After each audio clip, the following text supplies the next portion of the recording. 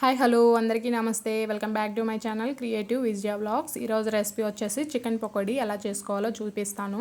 చాలా అంటే చాలా టేస్టీగా ఉంటుంది. ఈ విధంగా ఒకసారి ట్రై చేయండి. అదేవిధంగా ఫస్ట్ టైం కనుక మన ఛానల్ ఎవరైనా చూస్తున్నట్లయితే please subscribe to my channel. ఇంకా లేట్ చేయకుండా వీడియోకి వెళ్ళిపోదాం. ఎలా చేసుకోవాలని చూపిస్తాను. ఇక్కడ 1 kg వరకు చికెన్ తీసుకున్నాను. దాన్ని 1-2 సార్లు బాగా శుభ్రంగా కడిగేసుకొనేసి దాంట్లోకి ఒక హాఫ్ లెమన్ పిండి వేసుకుంటున్నాను, జ్యూసు.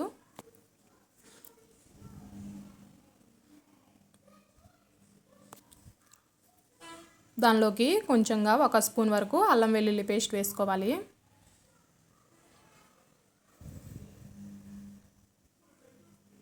ఆ తర్వాత 1 స్పూన్ వరకు సాల్ట్ వేస్తున్నాను. చూసి వేసుకోండి, ముందు ఒకేసారి వేసుకుంటే ఎక్కువైపోతుంది సాల్ట్ అనేది, కాబట్టి కొంచెం చూసి వేసుకోండి.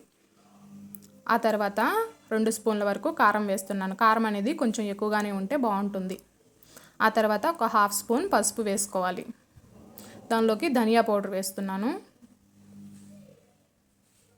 1 స్పూనున్నర వరకు వేస్తున్నాను. 1.5 స్పూన్ వరకు ధనియా పౌడర్ వేసాను. దానిలోకి ఒక 2 స్పూన్ల వరకు శనగపిండి వేసాను.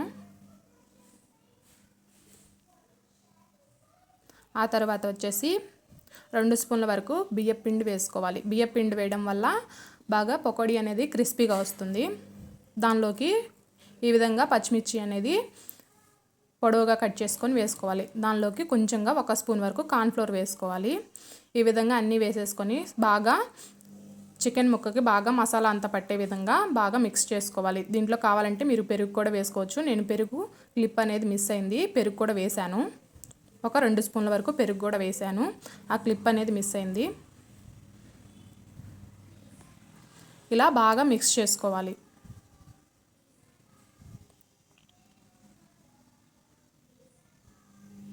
పకోడీకి అనేది ముక్క చిన్నగా కొట్టుకోవాలండి. చిన్నగా ఉంటేనే పకోడీ వేసినప్పుడు బాగుంటుంది, బాగా ఫ్రై అవుతుంది. పెద్దగా ఉంటే మీరు కట్ చేసుకోవచ్చు.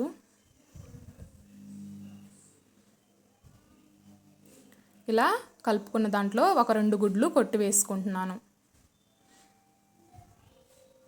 ఇలా వేసుకునేసి బాగా మిక్స్ అయ్యే విధంగా బాగా మిక్స్ చేసుకోవాలి.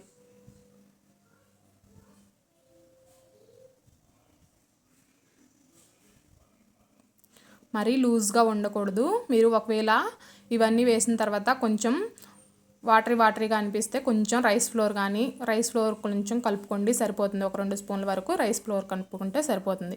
ఇలా బాగా కలిపేసి ఫ్రిడ్జ్లో పెట్టేసి ఒక హాఫ్ అన్ అవర్ వరకు మ్యాగ్నేట్ అవ్వనివ్వాలి. ఆ తర్వాత ఒక హాఫ్ అన్ అవర్ తర్వాత డీప్ ఫ్రైకి సరిపడా ఆయిల్ తీసుకోవాలి. దాన్ని కొంచెం కాగిన తర్వాత బాగా కాగాలి. మరీ ఎక్కువ కాగాల్సిన అవసరం లేదు. ఒక మీడియంగా కాగిన తర్వాత ఈ విధంగా పకోడీలా వేసుకోవడమే. ఇలా విడివిడిగా కొంచెంగా వేసుకోండి, బాగా వేగుతాయి త్వరగా.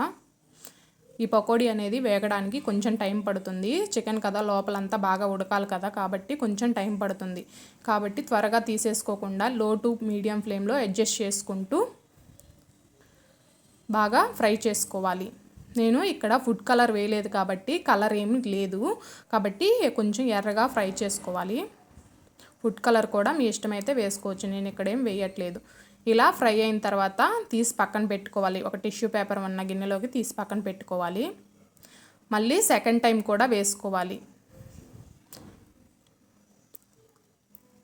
ముందుగా ఒకసారి ఫ్రై చేసుకొని సెకండ్ టైం ఇంకోసారి ఫ్రై చేసుకోవాలన్నమాట. ఇలా ఫ్రై చేసుకుంటే బాగా ఫ్రై అవుతుంది, ఆయిల్ అనేది ఎక్కువగా పీల్చదు. ఆ తర్వాత పొడవుగా చీల్చుకున్న పచ్చిమిర్చి, కొంచెంగా కరివేపాకు వేసేసి ఈ విధంగా ఫ్రై చేసుకోవాలి సేమ్ ఆయిల్లో. ఇలా అన్నీ ఫ్రై చేసుకొనేసి పకోడీలో వేసుకోవడమే. చూడండి ఎంత టేస్టీగా, ఎంత బాగా వచ్చిందో. ఈ విధంగా ఒకసారి ట్రై చేసి ఎలా వచ్చిందో కామెంట్ చేయండి. అంతేనండి. ఈ వీడియో కనుక మీకు నచ్చినట్లయితే like, share, subscribe to my channel. Thank you for watching.